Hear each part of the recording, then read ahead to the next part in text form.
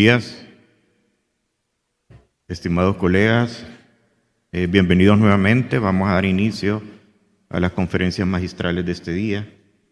Iniciaremos con la ponencia del doctor Ramón García Trabanino, inhibidores de SGLT2 en insuficiencia renal crónica e implicaciones clínicas. Me permito leer un poco del currículum del doctor. Especialidad en medicina interna, nefrología y máster en trasplantes. Educación superior y especialidad, doctor en medicina en la Universidad Nacional de El Salvador. Especialista en medicina interna del Hospital Nacional Rosales. Nefrología en la Fundación de la Universidad Autónoma de Barcelona, con maestría en trasplante en la Organización Catalana de Trasplante.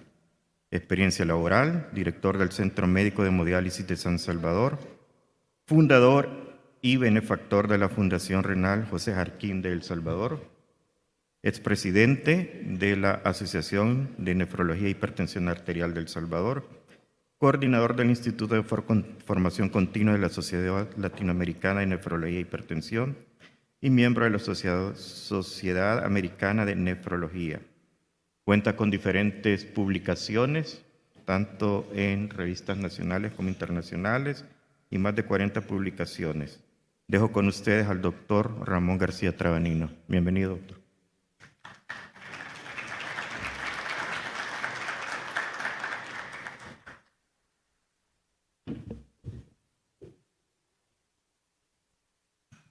Muchas gracias, doctor. Yo no puedo dejar de agradecer a la Asociación de Endocrinología, a la organización del Congreso, no solo agradecer, sino que también felicitarlos, porque han montado una cosa espectacular durante todos estos días y ya nos acercamos al final. Así como también siguiente, por favor, a MD Pharma, quienes este día nos están, yo le digo siguiente y aquí lo tengo, perdón, que este día nos están apoyando con esta conferencia y con este desayuno científico que vamos a tener. Así que sin más ni más, comencemos. Y a mí siempre, últimamente me gusta empezar con esta diapositiva y con este mensaje. Esto es más o menos lo que vamos a hablar en la mañana rapidito. Y esto es lo importante. No olvidemos que todos los pacientes cardiópatas tienen riñones, todos los pacientes renales tienen corazón. Yo hasta el momento en mi consulta nunca he visto un paciente, a mí me llegan a buscar por los riñones, pero todititito los pacientes que yo veo, todos tienen corazón, que no se nos olvide, ¿verdad? Y todos los diabéticos tienen corazón y riñones, que no se nos olviden nunca. Y eso es a lo que el paciente más le teme y eso es de lo que el paciente se nos va a morir, ¿sí? Entonces vamos a ir avanzando. ¿A quiénes vamos a tratar? ¿Por qué es importante que esta mañana a las 7 de la mañana estemos hablando de ISGLT2 en el Congreso de Endocrinología en el año 2025 en San Salvador? Bueno, esta es la clasificación CKM, que ahora se ha puesto muy de moda, ¿no? Esto de cardiorreno-metabólico, y con una justa razón. Y esta clasificación no lo voy a llevar a través de toda esta paliza de los estadios de la CKM, pero básicamente CKM estadio 0, dicen ellos, muy correctamente, que es cuando uno está sano, uno no tiene nada. Ya estadio 1 ya empiezan a aparecer la obesidad, algunas cositas. Ya en el estadio 2 ya hablamos de enfermedad renal. En el estadio 3 ya el paciente ya tiene algunas manifestaciones clínicas o que si uno las busca la encuentra. Y estadio 4, desgraciadamente, es el paciente que ya nos llega a consultar con un problema ya establecido, grave, delicado, complicado, o sea, ya es tarde. ¿Por qué se los pongo? Porque en el JSN se publicó esto, donde ellos vieron que lo importante de toda esta diapositiva es esto, que en el estadio 0, sano, y en el 1, todavía los riesgos de muerte, de progresión, de gravedad, de complicaciones, todavía son muy similares, si ustedes se fijan. Y aún en estadio 2 y 3, todavía los riesgos son bastante similares. Si entre más pronto detectemos al paciente, más fácil va a ser evitarle un futuro hostil de hospital o de muerte este paciente. En cambio, ya en el grado 4, pues ya obviamente el riesgo es muchísimo más alto y es a lo que queremos evitar que el paciente precisamente llegue. ¿Cuál es el problema? Al menos en mi área, en nefrología, el gran problema es que no se está diagnosticando enfermedad renal crónica y los pacientes ahí están, los tenemos enfrente y no los vemos. Por estadísticas, 1 de cada 10 adultos tiene enfermedad renal crónica en algún grado, en alguna categoría en todo el mundo. O sea, mirémonos las caras en esta sala y 1 de cada 10 ya tiene algún grado de enfermedad renal crónica y no lo sabe. Este estudio de CHEC me fascina presentarlo porque esto es en Estados Unidos, que se supone que es el pináculo de la medicina, donde no hay problema en gastar lo que se gaste, ¿verdad? Y sin embargo ellos no están diagnosticando a los pacientes. Mayormente, y fíjese increíble, o sea, en categoría G1 es cuanto más cuesta diagnosticarlos, ¿verdad? Este paciente que ya tiene daño renal, pero todavía tiene creatinina normal y todavía tiene filtrado normal. Ese es el más difícil porque hay que pedirle la proteína en orina, que desde hace 15 años ya no pedimos la garrafa, ya no pedimos la pichinga, sino que pedimos la relación albúmina-creatinina en una muestrita de orina, que es tan fácil, tan rápida y se puede hacer a cualquier hora del día, y la clasificación se basa en eso. Esta tablita es importante y siempre la machacamos y la presentamos todos los nefrólogos, porque es importante que sepamos que con esto, esta es nuestra herramienta para diagnosticar enfermedades renales desde hace 15 años, desde las guías CADIGO 2011. Esta es lo que hacemos. Por un lado, estimamos el filtrado glomerular, que igual antes había que mandar al paciente a quien anduviera recogiendo la pichinga de orina todo el día. Era un sufrimiento. Hoy se hace fácil, afortunadamente, con una muestra, con una creatinina en sangre, con la fórmula seca de EPI, yo calculo el filtrado. Ojo, siempre y cuando esa creatinina sea de laboratorio, que sea trazable a IDMS, o sea, que sea con el método moderno. Eso lo van a ver en el valor de referencia que les pone el laboratorio, si su laboratorio todavía usa el método antiguo, que era el más barato de creatininas, o si usa el método moderno, que es con el que se puede calcular el filtrado sin tener que recoger la garrafa, porque el rango de referencia, el valor normal, se lo van a reportar. En el método antiguo siempre eran más altas, hasta 1,40, 1,50 en varones, y con el método moderno hasta 1,20 o 1,30 es el valor que el prospecto, según el método de laboratorio, le va a poner en el examen, ¿verdad? Que se lo cambian a mano la secretaria del papelito no vale, no, hay que ver qué dice el prospecto de el material, el método de laboratorio que se está utilizando. Pero bueno, asumamos que la creatinina es trazable a IDMS, yo la meto en la fórmula seca de EPI y ya me dice cuánto está el paciente filtrando.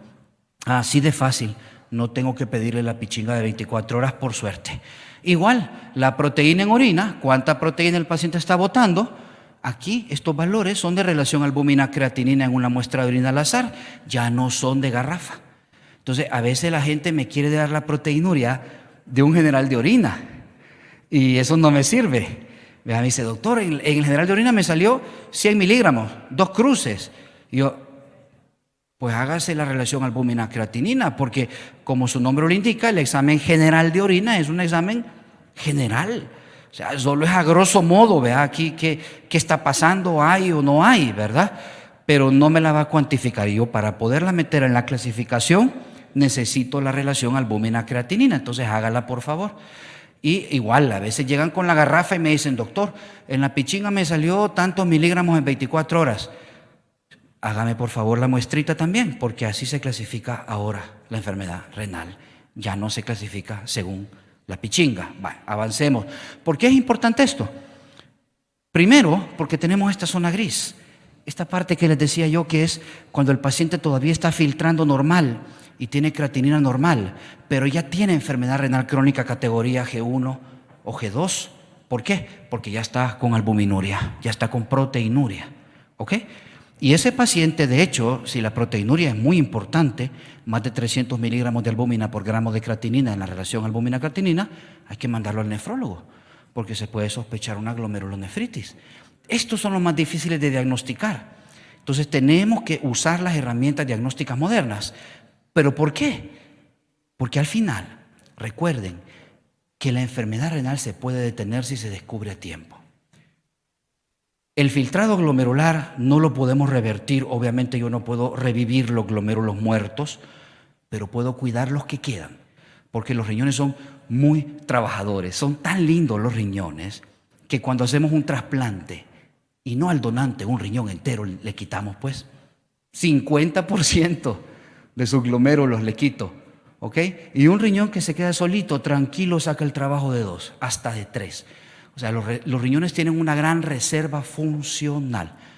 Entonces, si yo detecto al paciente aquí, ya en un grado, en una categoría, porque ya no hablamos de estadios ni de grados, de categoría, G3 de filtrado, con 45, 50 mililitros minuto, ese paciente, si yo lo cuido, todavía tiene riñones para toda su vida.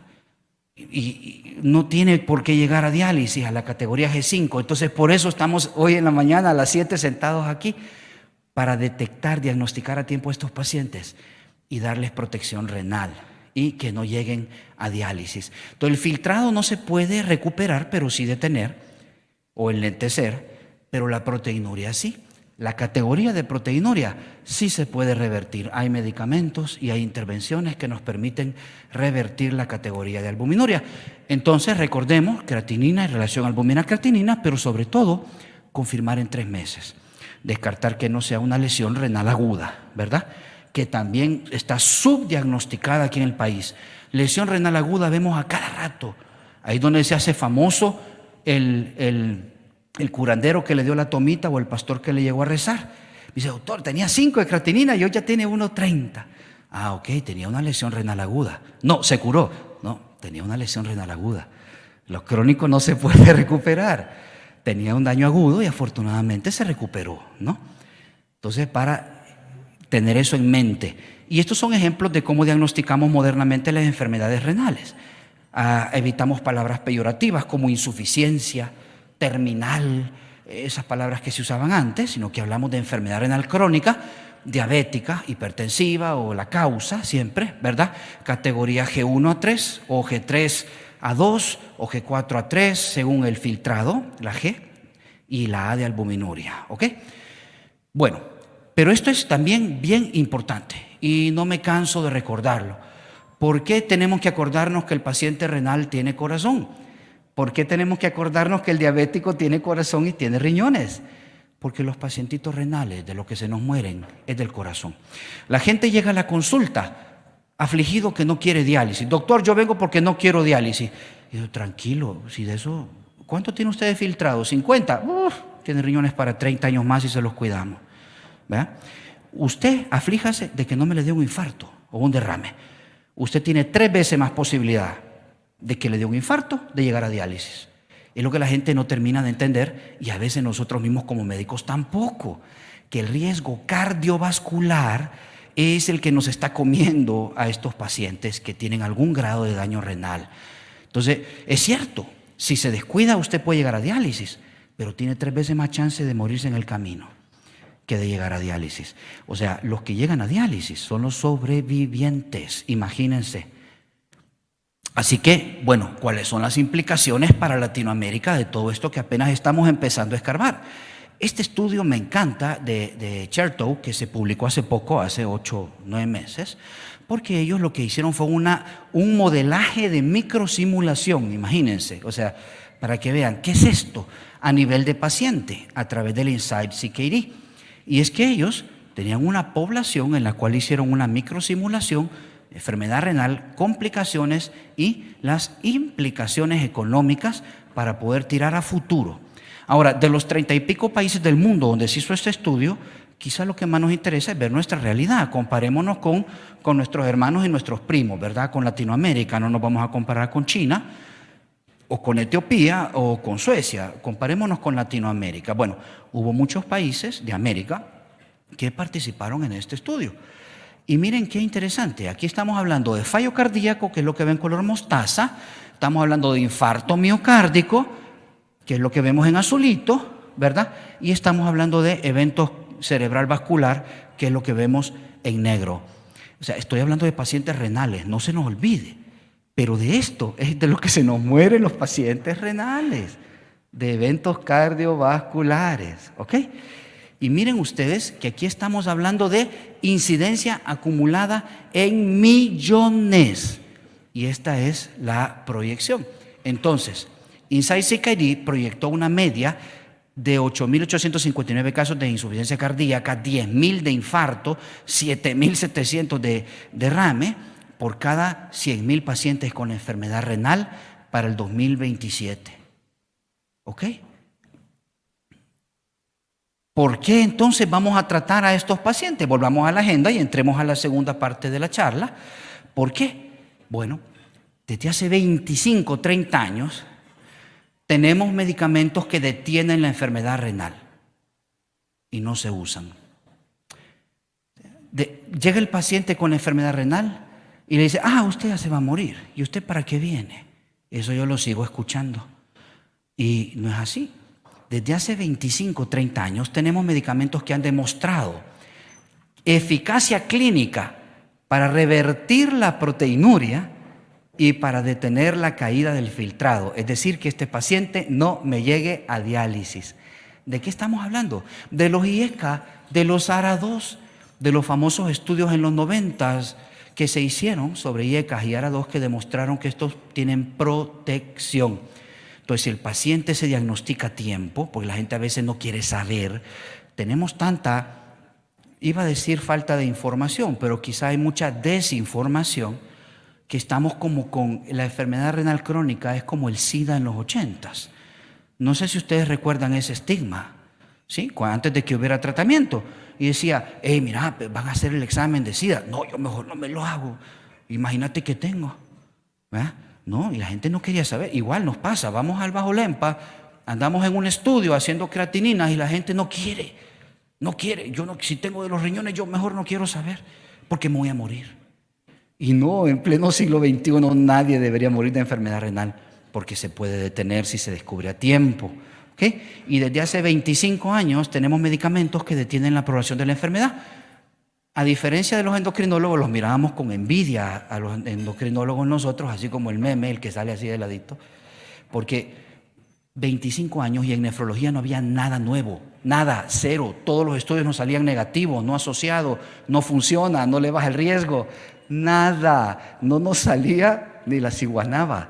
Y en cambio veíamos en los endocrinólogos cada vez con medicamentos nuevos, con unas cosas espectaculares que iban surgiendo para el control, el tratamiento de las enfermedades metabólicas y la diabetes, y nosotros seguíamos con el enalapril y con el candesartán y nada más, hasta que por fin, hace unos años, tuvimos la buena noticia de que empezaron a aparecer ya a la cabeza los inhibidores del SGLT2 en el túbulo renal, luego los análogos de receptor mineralocorticoide y hoy recientemente los GLP-1, y lo más bonito es que el efecto es sumativo.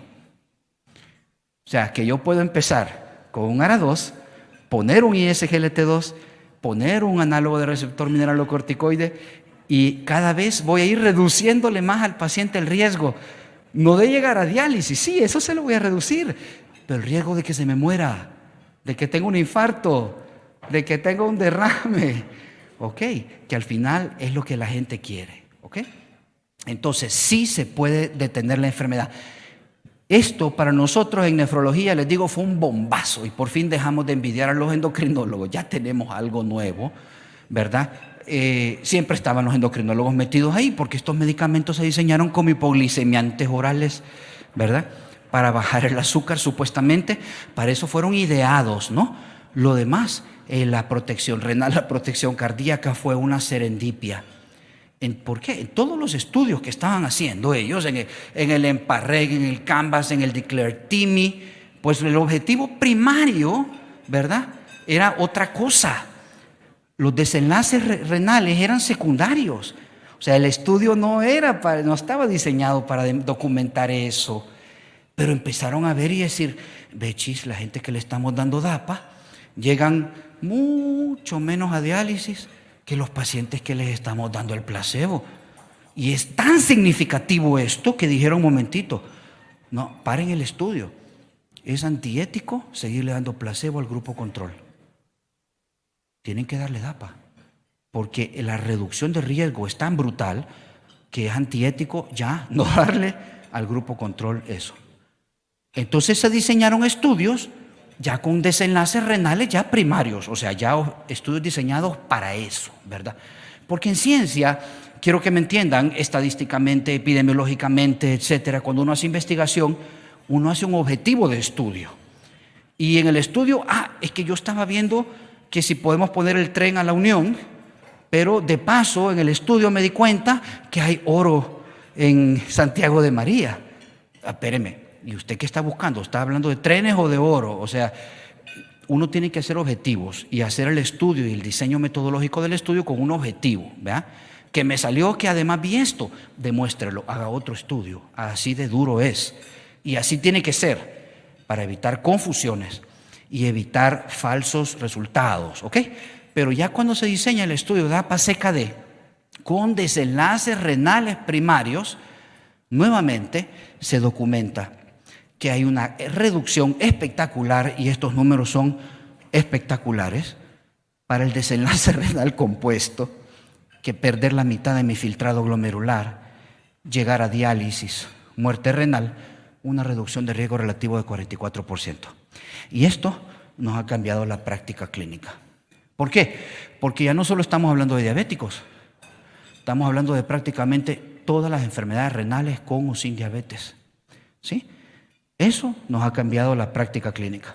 Además, tenemos reducciones alrededor del 30% de que el paciente tenga una hospitalización por enfermedad cardíaca o se nos muera de cualquier causa, ¿verdad? Pero el miedo del paciente es llegar a diálisis. Entonces yo le puedo decir ahora, mire, esta pastilla yo se la voy a dar para bajarle un 44% el riesgo de que usted llegue a diálisis. ¿Usted no quiere llegar a diálisis? No, tómese esta pastilla. Esta me lo va a proteger. Y además le va a cuidar su cerebro y le va a cuidar su corazón.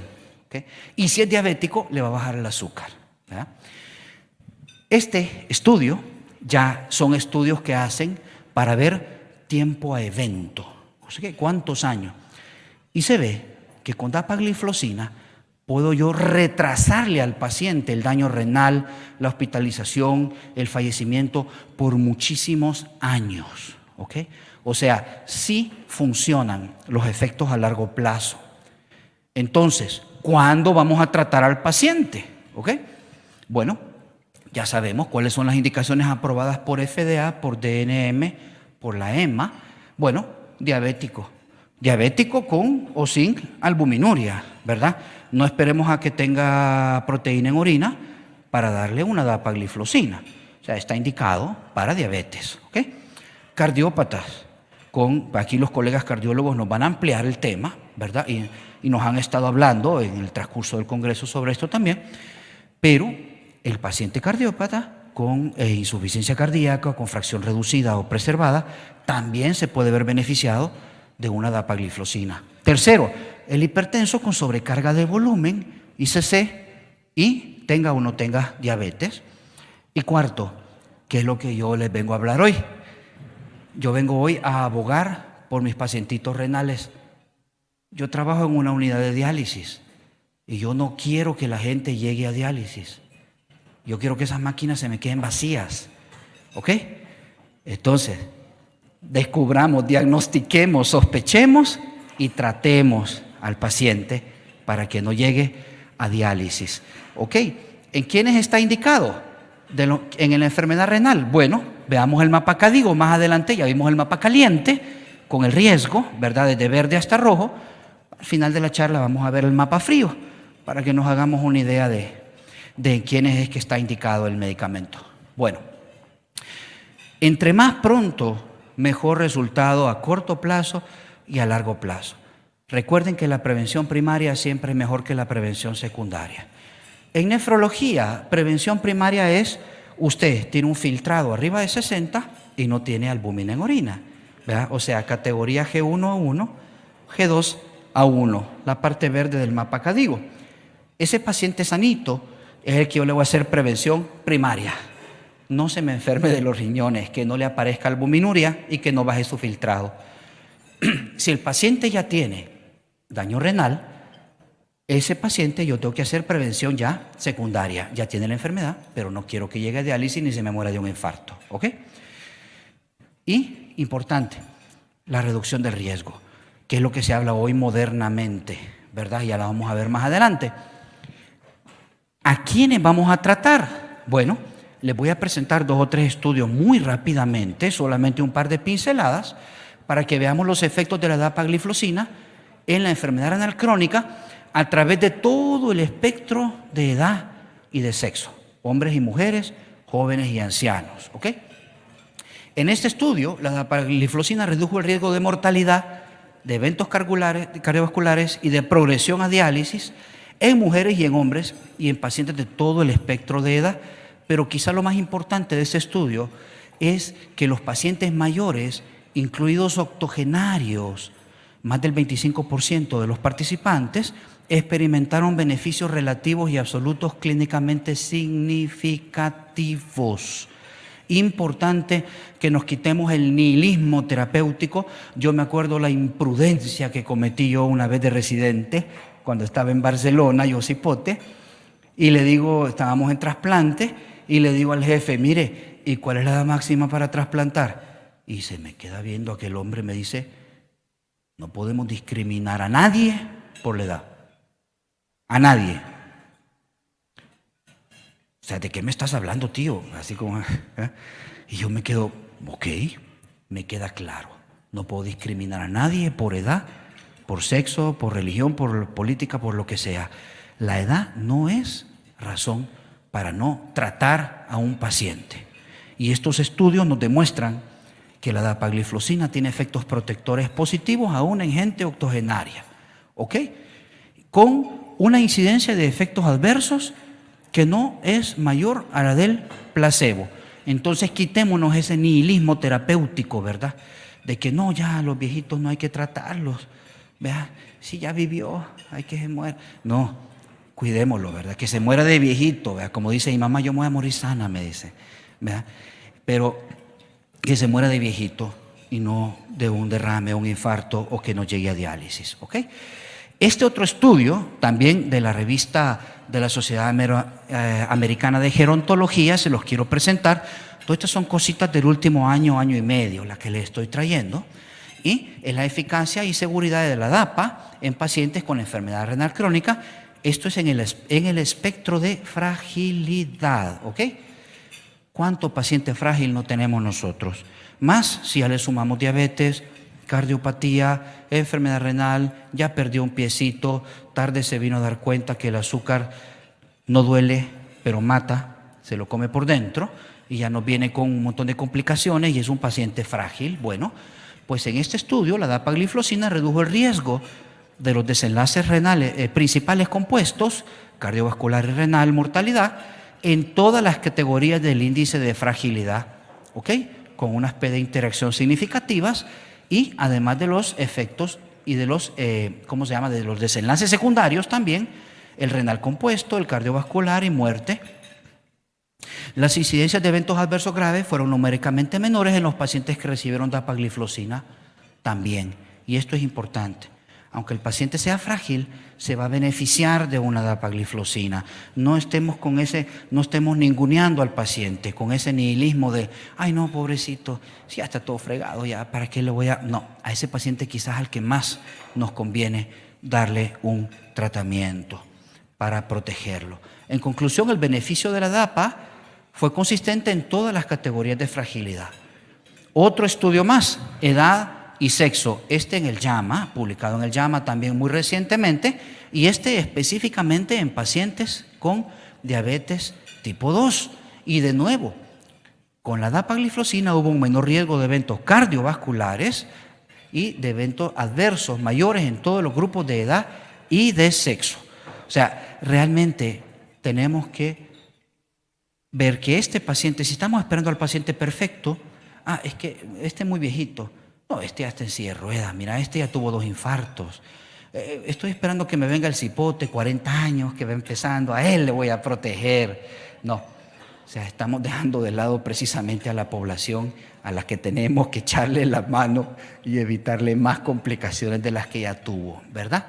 Y este estudio de dapagliflozina y presión arterial en pacientes con enfermedad renal crónica y albuminuria, porque hay enfermedad renal crónica albuminúrica y no albuminúrica, Pero en este estudio lo que más les interesaba a ellos era ver no solo el efecto de reducción de albuminuria, que ya lo vimos, que es buenísimo, o sea, reduce y hasta regresa la categoría de albuminuria de A3 a A2 o de A2 a A1. No, en este estudio había que ver cuál era el efecto, por ejemplo, en retención de volumen, en presión arterial sistémica de este tipo de medicamentos, y los resultados son fascinantes. Y les voy a poner otra diapositiva donde comparo con otro estudio del 2016, donde también ya se había empezado a ver este fenómeno.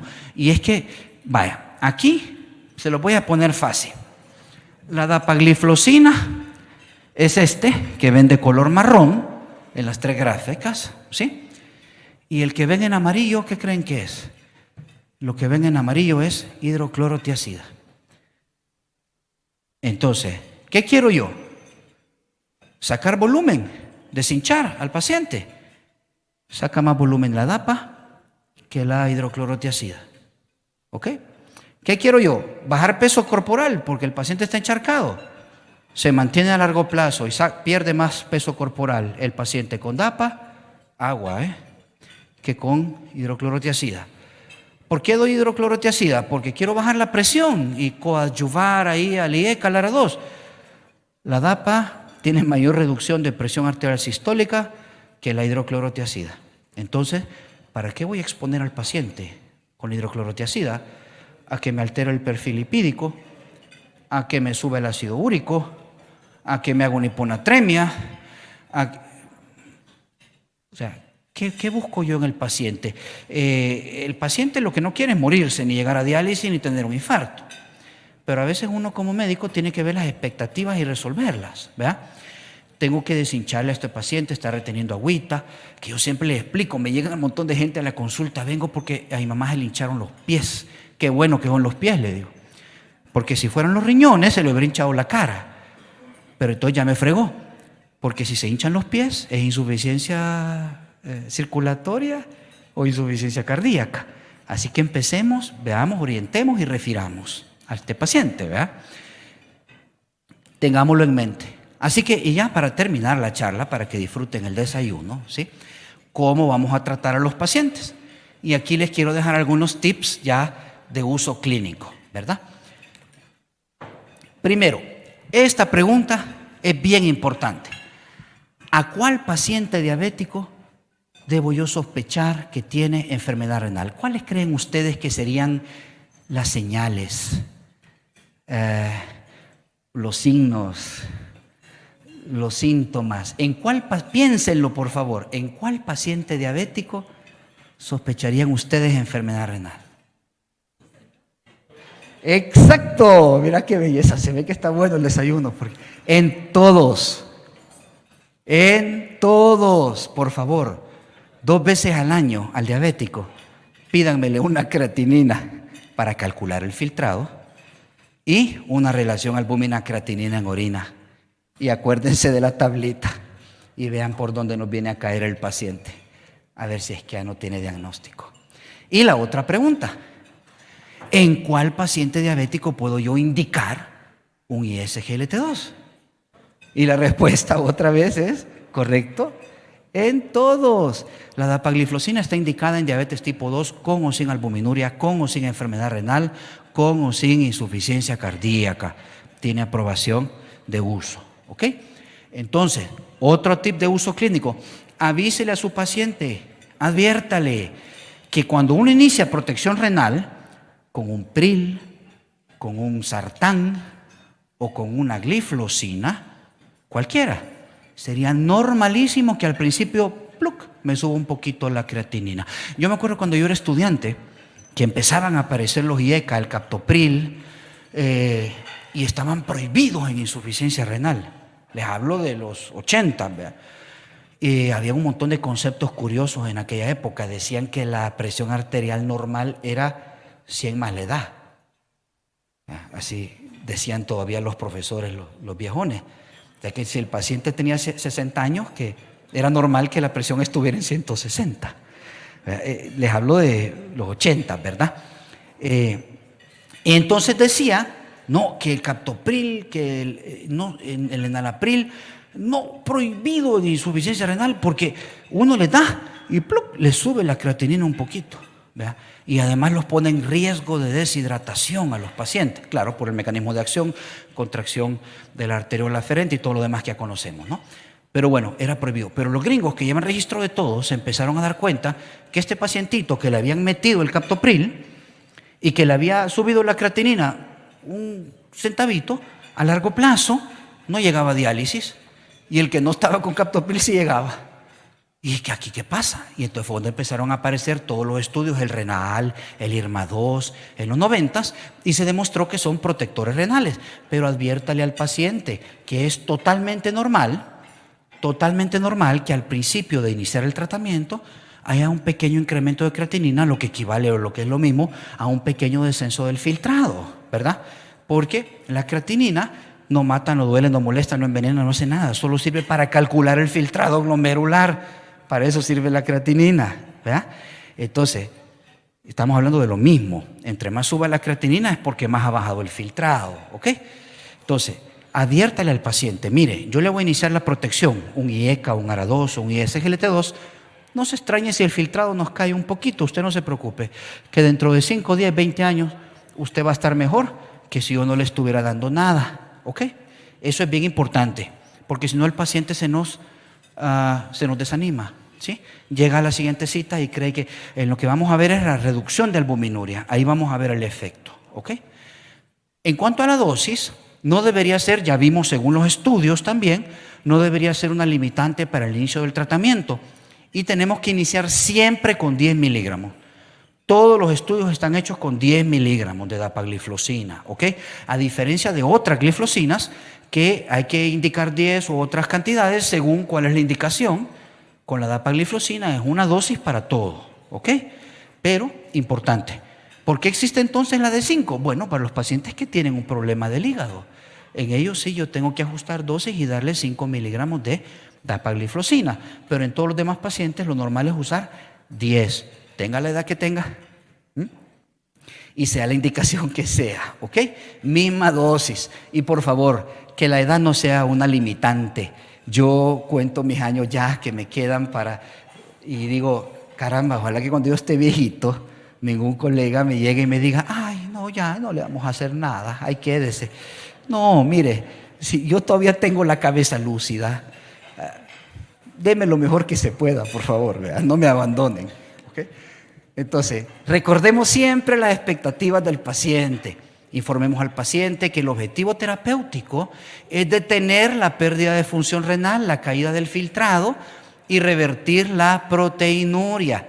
Explíquele al paciente, porque el paciente llega y él quisiera, me dice, tengo un filtrado glomerular, me han dicho que estoy en 55, doctor, que estoy en un grado 3 y yo me quiero curar, ¿verdad? Y yo les digo, mire, si un cipote se cae de un palo, se desvacía un ojo, todavía no se ha inventado nada que le haga crecer un ojo nuevo. O sea, los glomérulos muertos, la cicatriz. Yo le pido una ultra y los riñones cada vez más chiquitos y más chelitos, hiperecogénicos, dicen los radiólogos, ¿verdad? Por las cicatrices, ¿verdad? O sea, hay glomérulos muertos. Yo no le puedo revivir lo que ya se murió, pero le puedo cuidar lo que queda, porque sus riñones son muy trabajadores. Y amor con amor se paga. Y los riñones responden bien si los trato bien. Agüita, suficiente para mantener la orina clara durante el día, ¿verdad? Al viejito no le estén dando agua en la noche, que se va a levantar en lo oscuro, se nos va a caer la viejita y se va a quebrar la cadera, ¿verdad? Durante el día, ¿ok? Suficiente para que la orina esté clarita, tampoco es exceso. Agua, un protector renal, control, y los riñones que son tan lindos, ahí se van a mantener. Entonces hay que aclarar las expectativas al paciente, ¿ok? No hay que darle falsas expectativas. Otros tips de uso clínico, bueno, a veces tenemos que pausar temporalmente si el paciente tiene una lesión renal aguda, efectos adversos mayores que no revierten, o si es un diabético y se va a someter a una cirugía, por ejemplo, por el riesgo de cetoacidosis, pausémoslo, dejémoslo guardadito. Suspendamos permanente el medicamento, que en muchos años de práctica clínica, pues creo que solo 1 o 2 veces me ha tocado, en los pacientes que tienen efectos adversos mayores también que no se pueden controlar. Que tuvo una infeccioncita en orina, no se lo suspenda, trátela, hágale un cultivo, ¿verdad? Veamos a quién nos enfrentamos, pongámosle nombre y apellido al enemigo, ¿verdad? más en un diabético no estemos tratando exámenes de orina, pidámosle cultivo, ¿sí? Para enfocar el tratamiento. Y si se le fue la infección, siga adelante. Ahora, si este paciente ya empieza con infección tras infección tras infección y no las podemos controlar, ahí sí vamos a tener que suspenderlo, pero eso a fecha de hoy no me ha pasado. Y si el paciente ya está tratado y me baja el filtrado de 20 mililitros minuto, no lo suspendamos. Se recomienda que se continúe. ¿Por qué? Porque ya no es para protección renal, pero sí le voy a seguir reduciendo su riesgo de un derrame o de un infarto. ¿Ok? Y otra pregunta que surgió hace poco y nos agarró descanchados. ¿Son todos iguales? Alguien se paró y me dijo, son intercambiables, doctor, ¿verdad? Y yo me quedé, bueno, mire, eso depende a quién se lo pregunte, ¿verdad? Porque no le va a responder igual un endocrinólogo que un cardiólogo que un nefrólogo. Ahí depende. A lo mejor el endocrinólogo, si lo que quiere es reducir la glucosa, pues les va a decir sí, son intercambiables, ¿verdad? Pero ya a la hora de ver los resultados de los estudios, esta diapositiva dudé en ponérselas porque no sé si comparar tomates con papas, ¿verdad? Son estudios bien diferentes con poblaciones diferentes. Entonces, en vez de esto, mejor les voy a dejar esto, ¿sí? Estamos viendo un montón de aristas, nefrólogos, cardiólogos, endocrinólogos, neurólogos. Estamos viendo un montón de aristas de un mismo problema, ¿ok? ¿Y por qué es que la mayoría de nefrólogos preferimos usar dapagliflozina? Primero, porque no hay que estar cambiando dosis o cuál es la indicación. No, todo el mundo 10 miligramos, ¿sí? Así de fácil. Segundo, porque fueron los primeros estudios, fue la primera aprobación, es el pionero, por así decirlo, es el que rompió, el primero que pasó por los chorros después del derrumbe fue dapagliflozina, ¿verdad? Y además, porque los niveles de reducción de riesgo renal son aparentemente, según los estudios, buenísimos. Entonces, por eso es que muchos de los nefrólogos preferimos la dapagliflozina. Pero si le preguntan a un endocrinólogo, a lo mejor les va a decir, no, si para bajar el azúcar, los dos ayudan así medio. Tampoco es que sean la gran cosa para bajar el azúcar, ¿verdad? Y les dejo el mapa frío que les prometí hace un ratito, ¿verdad? Este mapa es un mapa siempre sobre la tabla CADIGO de indicación. ¿Cuáles son las autorizaciones? ¿En qué paciente vamos a usar una dapagliflozina? ¿Ok? Y tenemos básicamente cualquier filtrado glomerular hasta 20. Abajo de 20 no se recomienda iniciarlo porque no hay estudios de seguridad todavía. Pero si el paciente ya lo tiene indicado y nos bajó de 20, no se lo quite. Manténgale la protección. ¿Ok? Aunque llegue a diálisis, no se lo quite. Deje que lo siga tomando si ya lo tenía. Pero para inicio, paciente arriba de 20 de filtrado glomerular, este paciente tiene indicación de dapagliflozina y si hay albuminuria, pues ni dudarlo. Si tiene un filtrado normal, arriba de 60, sin proteinuria, este pacientito de aquí también tendría indicación si tiene algún problema cardiovascular, que vuelvo a lo mismo que empecé al principio de la charla. Todos mis pacientes que llegan por los riñones, todos tienen corazón. Y yo se lo mando al cardiólogo, ese pacientito que me llegó a consultar, asustado por una creatinina que le salió alta, pero tiene 60 años, es diabético, es hipertenso. Yo le digo, mire, ¿y usted quién le ve de la presión? Ahí me la toman, no hay que... Nunca me lo ha visto un cardiólogo, no le han hecho un ecocardiograma para ver cómo está trabajando, porque yo le voy a ver cómo está funcionando su riñón y cómo está su corazón. Y lo mando, que eso he aprendido ahora, que además tengo que verle cómo está la función cardíaca a este paciente. Y ya me lo manda de regreso y me dice el cardiólogo, sí, ya tenemos un poquito de restricción, ya hay algo de insuficiencia cardíaca, le vamos a dejar esto y esto y esto, va chivo. Protegimos también su corazón, ¿ok? De igual forma, el paciente cardiópata ahora llega y dice, sí, vengo porque he sido hipertenso 20 años, y he fumado 20 años, ok, yo le voy a tomar su presión, pero mire, ¿y sus riñones? Le han hecho una creatinina para medir el filtrado. Le han pedido relación albúmina-creatinina para ver si hay albuminuria. No saben ni qué es eso, ¿verdad? Entonces, el cardiólogo ahora les pide relación albumina-creatinina, diagnostica prontamente un problema renal incipiente y lo maneja y le inicia la protección. Y si hay mucha albuminuria, categoría A3, o si el pacientito ya me bajó el filtrado ya de 45, pues mejor mandarlo con el nefrólogo. Pero si no, el mismo cardiólogo, el mismo endocrinólogo puede manejarle su enfermedad renal iniciando una dapagliflozina, ¿verdad? Y con eso terminamos. Así que buen provecho y gracias a todos por acompañarnos desde tan temprano, ¿eh?